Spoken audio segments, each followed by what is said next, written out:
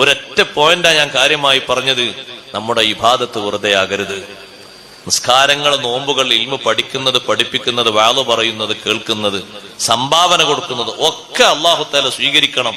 സ്വീകരിക്കണമെങ്കിലുള്ള ഒരു നിബന്ധന അല്ലാഹു തആല വെച്ചതോ ഈ ഒരു വിഷയമാണ്.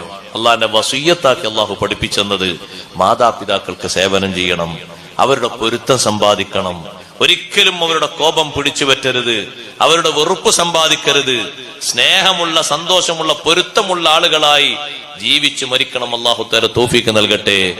എന്റെ ഉമ്മ പറഞ്ഞതുകൊണ്ട്, വാപ്പ പറഞ്ഞതുകൊണ്ട് ഞാൻ ഇങ്ങനെ ഒരു വാക്ക് ഏറെ പറഞ്ഞുപോയി. പൊരുത്തപ്പെടിക്കണം, കൈ പിടിച്ചിട്ട് പൊരുത്തപ്പെടിക്കണം. പൊരുത്തം അവരെ മനസ്സിന്റെ ഉള്ളിൽ നിന്ന് നമുക്ക് കിട്ടിയെന്ന് ബോധ്യപ്പെടാൻ എന്തെല്ലാം സന്തോഷങ്ങൾ നൽകണോ അതൊക്കെ നൽകണം. നമ്മൾ മരിച്ചു കഴിഞ്ഞാൽ നമ്മളെ കുറിച്ച് നല്ലത് പറയാനുള്ള ഒരു 4 ആളെ, വാപ്പയും ഉമ്മയൊക്കെ ആണെങ്കിൽ 4 ഒന്നും വേണ്ട, ഒരു നല്ല മനുഷ്യനെ കിട്ടിയാൽ മതി നമുക്ക്. അങ്ങനെയുണ്ട് ചില ആൾക്കാർ. നമ്മളെ ഖാദർ ഹാജി മരിച്ചു എന്ന് പറഞ്ഞ ഉടനെ നാട്ടുകാർ പറയും, ആ ജുമാക്ക് നേരത്തെ വരുന്ന മനുഷ്യനല്ലേ. അങ്ങനെ എന്തെങ്കിലും ഒരു ആത്മീയ വിലാസം നമ്മൾ ഉണ്ടാക്കിയെടുക്കണം. നമ്മളെ നഫീസ ഹജ്ജുമ മരിച്ചു, ഉസ്താമാർക്ക് ഭക്ഷണം കൊടുക്കുന്നിടത്ത് എന്തൊരു താല്പര്യം എന്നറിയാം ആ താത്താക്ക്. നമ്മളെ കരീം ഹാജി മരണപ്പെട്ടു, എപ്പോഴും പള്ളിയിലുണ്ടാകുന്ന മനുഷ്യനല്ലേ.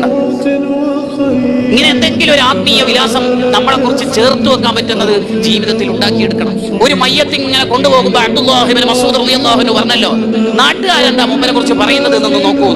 അപ്പൊ ശിഷ്യന്മാര് ചോദിച്ചു, നാട്ടുകാരെന്ത് പറഞ്ഞാൽ എന്താ, അയാൾ ജീവിച്ചതിനനുസരിച്ച് സ്വർഗവും നരകവും കിട്ടുമെന്നല്ലാതെ. അപ്പോഴാ അബ്ദുല്ലാഹി ഇബ്നു മസ്ഊദ് റളിയല്ലാഹു അൻഹു ഇസ്ലാമിന്റെ നിലപാടെന്ന് പറഞ്ഞു കൊടുക്കണത്.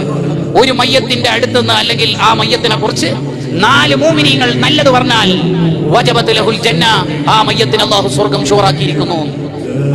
നമ്മുടെ മക്കൾ നമ്മളെ ഏറ്റവും കൂടുതൽ സ്നേഹിക്കണമെങ്കിൽ നാം എന്തു ചെയ്യണം?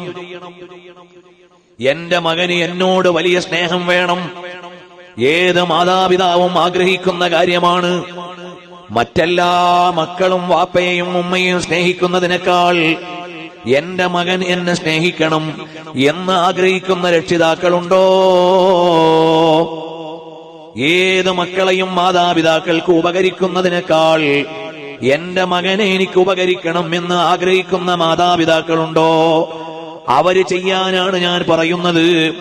എന്റെ മകൻ ലോകത്ത് ആരാവുന്നതിനേക്കാളും എന്റെ മകൻ ഒരു ഖറവിയായ ആലിമായാൽ എന്നെ സ്നേഹിക്കുന്നത് പോലെ എന്റെ മകൻ വേറെ ഏതു പദവിയിലെത്തിയാലും അവൻ എന്നെ സ്നേഹിക്കുകയില്ല. ഇതോരോ മാതാവും പിതാവും എഴുതി വെക്കേണ്ട കാര്യമാണ്.